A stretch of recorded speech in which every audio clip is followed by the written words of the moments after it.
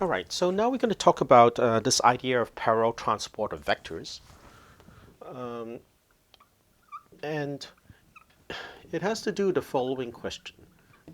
What does it mean if you're on a curved space for two tangent vectors at two different points in a manifold to be the same vector in some appropriate sense, right? And perhaps that issue, is better illustrated. It's like by looking at what happens. It's like based on our intuition. It's like from just the flat linear space setting, right? So if you have a tangent vector, it's like say to some point in Rn, right, at a particular point, then intuitively it's like we would say that if you had a vector based at a different point, but with the same coordinate representation, then we would say that those two vectors were the same in some appropriate sense. Okay, and at the heart of it, our ability to do that has to do with the fact that there is some sort of coordinate system on Rn, which allows us to write, say, vector 1 as some formal combination of, let's just call that V, as some combination of Vi E sub I, right? So there's a basis, and then there are these coefficients, and this other vector also has that kind of representation, Vi Ei. And let's call that point Q1 and this point Q2. And essentially what happens is that V at Q2, right, versus V at Q1 has this representation. The coefficients are the same, and then there are these basis vectors, which are now attached to two different tangent spaces. Okay. So anyway, it's so in Rn, it's like the situation is quite clear, and we oftentimes, as a consequence, fail to make the distinction between vectors at two different points. All right. So the situation is different when you're on a curved space. So when you're in a curved space, it becomes much less natural. It's like to talk about this idea of points on a curved space. It's like with vectors attached to them, and then asking the question of whether or not those two vectors are in some sense the same vector, but transported, it's like to the other point. Okay, so this whole idea of parallel transport, it's like of a vector on a manifold, has to do with the question of, as you move along some curve, it's like in what sense do you have the same vector as the one you started off with, but attached to points along that curve. Okay. So it's like, so as in this case, it's like one possible way of defining this notion of parallel transport is to introduce a coordinate chart on the manifold. So the problem with doing that on a manifold, as opposed, in general, a curved manifold, as opposed to, say, some flat space, is that in a flat space, you can have a global coordinate chart. You could cover the entire space with a single global coordinate system. And so that's sort of this idea of keeping the coefficients of the expansion with respect to the basis. It's like keeping that fixed in order to define what it means to have the same vector at two different points. That makes perfect sense because there's this well-defined single chart you're working with.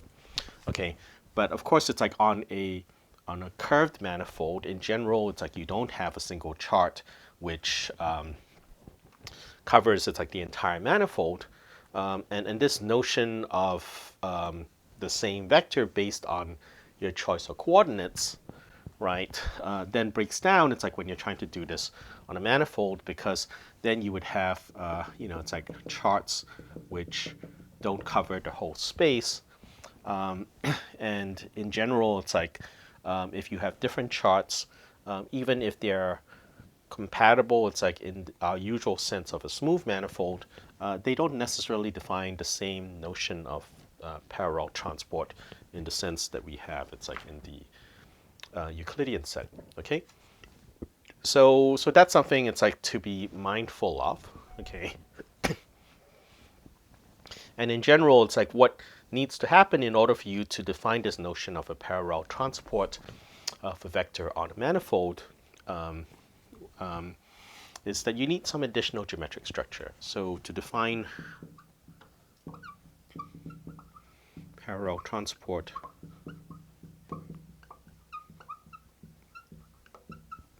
on a manifold, right, we need sort of additional structure.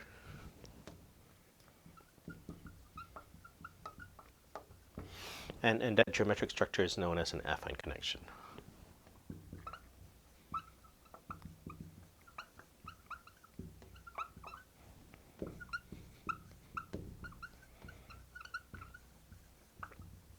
Okay, so we're not going to talk about this right this instant, but there's again some sort of object which tells you how to exactly transport this vector. It's like along the curve, with the idea that that vector, it's like that you sort of attach. It's like a tangent vector at each point along the curve, and there's some sense, according to this notion of a connection, that these vectors are the same, if you will. Okay. All right. So anyway, so back to this linear space case. So the point is that in the context of sort of a dually flat manifold,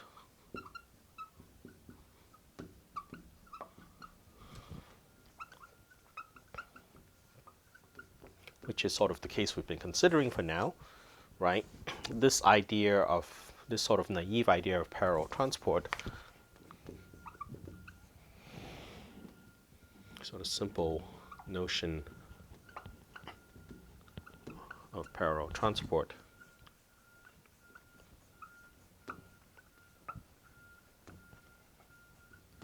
by keeping the components, if you will, it's like of the expansion into the basis fixed, keeping the coefficients fixed,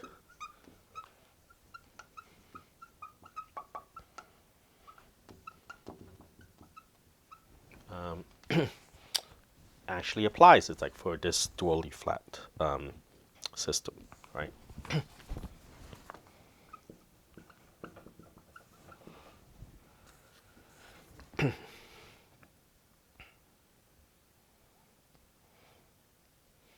Okay, but it's like the problem is that in a dually flat manifold, there are two. If you recall, there are two different bases, right? But in a dually flat manifold,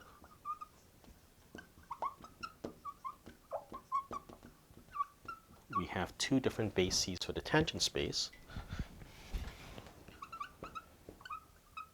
two sets of bases for the tangent space. Actually, for the tangent, yeah.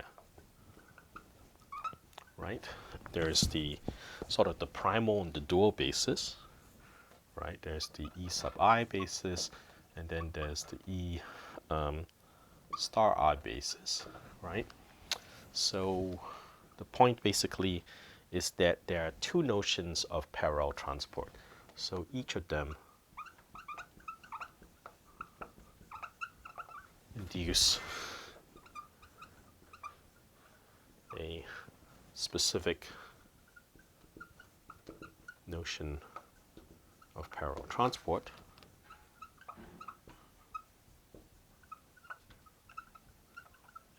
And they're not the same in general.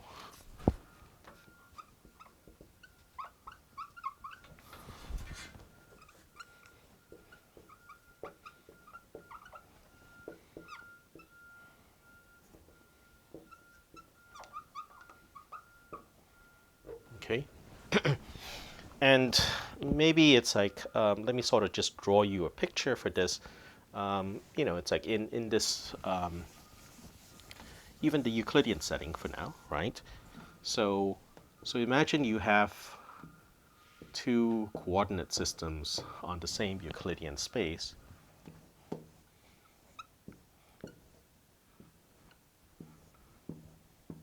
right? Then in this case, and let's just say that I'm looking at the parallel transport of this vector here, right? So you might expect that if I parallel transport it, this would be sort of what you get, okay? This would be sort of the constant vector field, so to speak. It's like with respect to the connection, which is essentially induced, it's like by this coordinate system, okay? And then in this case, if you had this kind of thing might be what I think of as being the parallel transport induced by this kind of alternative coordinate system, right? That if you just think of it in terms of the sort of the tangent vectors, it's like associated with the coordinate lines. They give you one of these bases.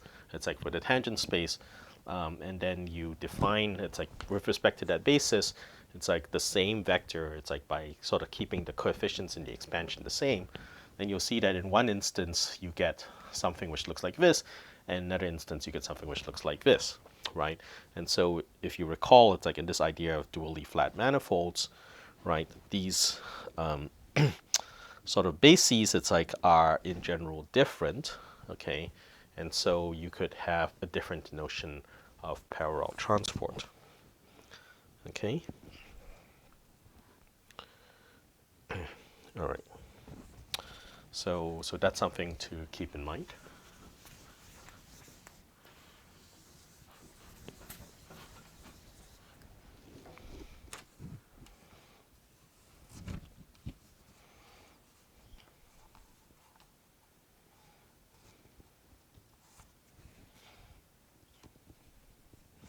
So anyway, yes. So since your manifold is Riemannian, M is Riemannian, and not just Euclidean,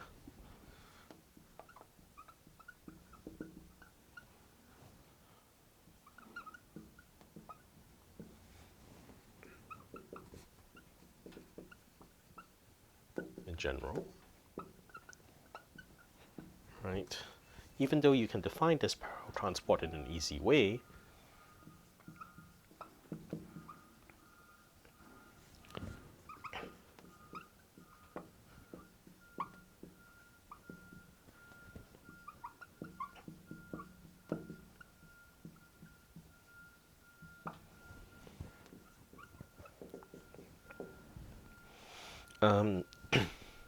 you can ask, well, what happens, it's like to the length of the vector as you parallel transport, say, that vector, right?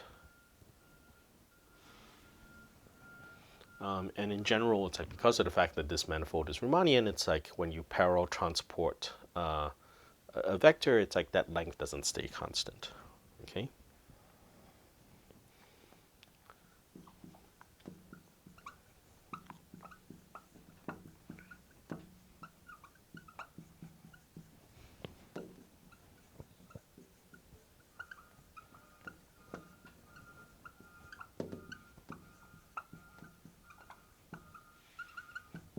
Okay, so say I have a vector A, right, which I write as AI, EI. Again, I'm using the Einstein summation convention here, where a repeated raised and lowered index implies a sum over that index. So there's an implicit sum over I in this case. All right, so if you have that, it's like, and I parallel transport it, then I look at the norm of this, right? So this is a sort of inner product of A that gives you the square of the length, right? And then this by definition is Gij at some point theta, and then Ai Aj. All right. So now it's like this AIs and AJs are independent of the point theta, but the metric is not independent of theta. So so this gives you something like AI AJ. So if you recall, it's like if you take the metric and you contract it to this, it's like you get the sort of the coefficients of the dual expansion. All right, so I can also write this as A sub I E star I, if you recall, right? And those two things are related by the metric tensor. Okay.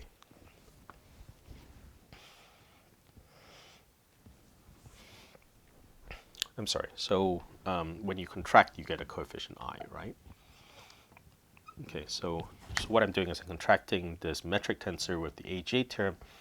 The J index is repeated, so I'm summing over the J, and I'm left with an I index. And if you recall, if you look at it, the I index is in the denominator, in the subscript, right?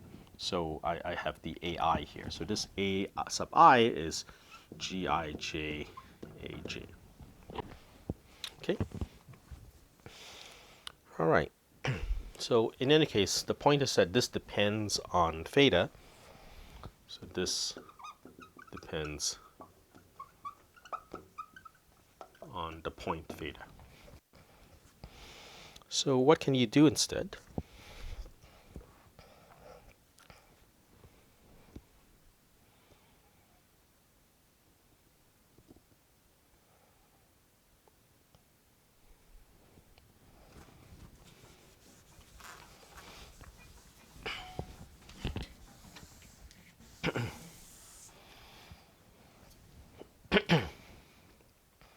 So what you can do is that you can essentially parallel transport this A using two different notions of parallel transport, right? So let's call this A as a function of theta, right? So this is now a vector. It's like at the point theta, and let's call this pi. So this is the parallel transport of this, okay, with respect to one of the, say, the primal coordinate system, and I'm going to define this to be A super I E sub I theta. Okay, so what I'm doing here is I'm parallel transporting this vector A by keeping this A superscript expansion coefficients fixed as a function of the point. Okay, so this is one notion of parallel transport, right, based on the expansion into the primal basis. And I could have some sort of dual notion of parallel transport where instead of doing this, it's like I do this, A sub I E star I theta. Okay, so now it's like I'm writing A, it's like in terms of this expansion into dual basis, and I'm defining the parallel transport by requiring that this A sub I coefficient remains fixed irrespective of what theta is. Okay? So you might ask, well, why am I doing this? And what I'm going to do is I'm going to try to do a calculation similar to this now, where I look at the Riemannian inner product of these between two vectors, one of which is the parallel transported version of A with respect to the primal parallel transport, and one of which is the primal transport of this A again, but with respect to the dual parallel transport. Okay? All right, so let's see what happens. So I'm going to try to redo this calculation, right? So I take the parallel, the inner product between pi A and pi star A. This is going to be Ij theta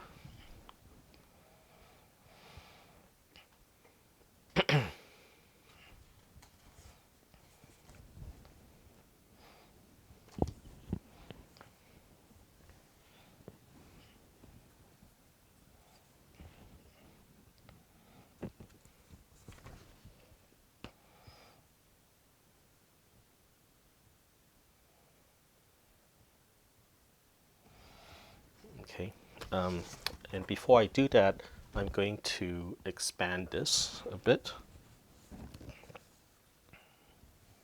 Okay, so this is AI GIJ EJ. Okay, all right. So actually, before I do that, let me just do this calculation a bit more carefully. Okay, so this is the inner product between AI EI theta and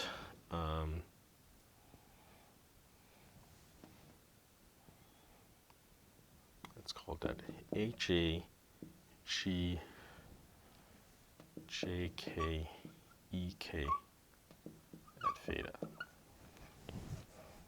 Okay, so this is AI AJ G JK. Okay, this depends on theta, and then this inner product between EI theta, EJ or EK theta, right? But this is just the metric GIK theta.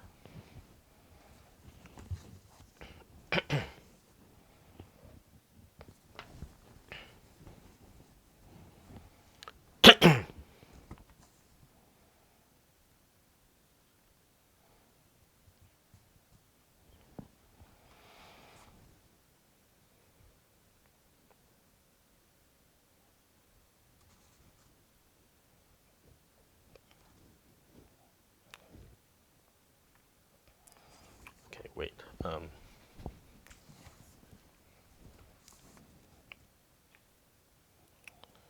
Let's see now. Okay, so EI.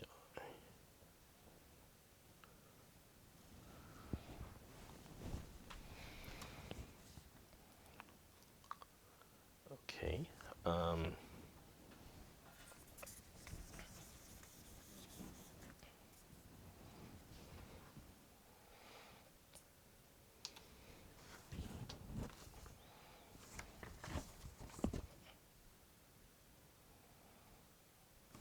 And we're going to use the fact that this is AK. All right. All right. So this is AK.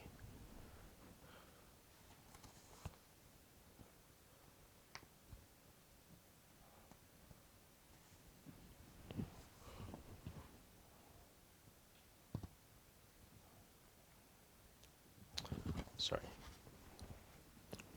that's not what I want.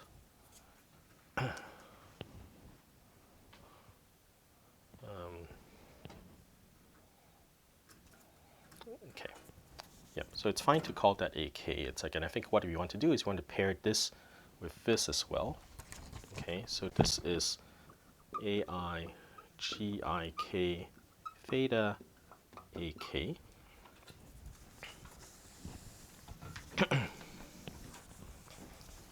Okay.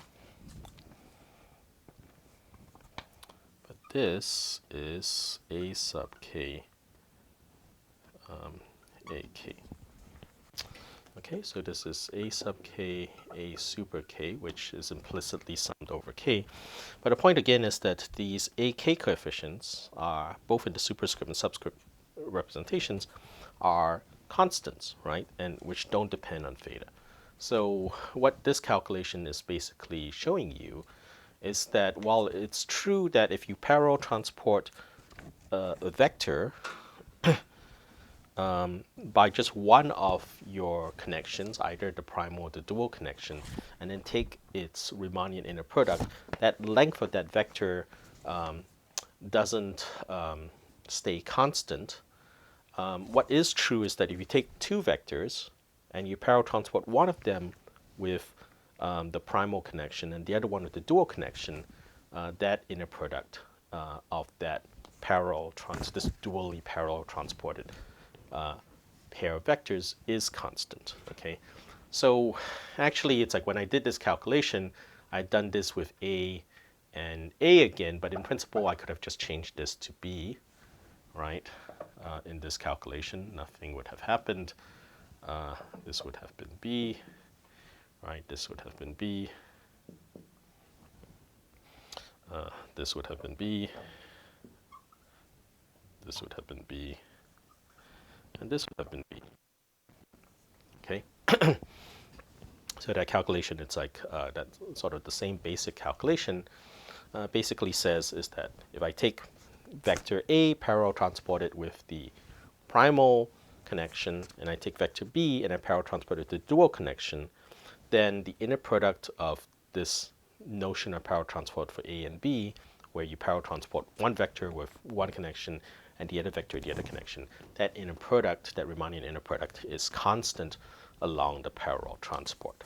Okay, so this generalizes the notion of metric compatibility of parallel transport.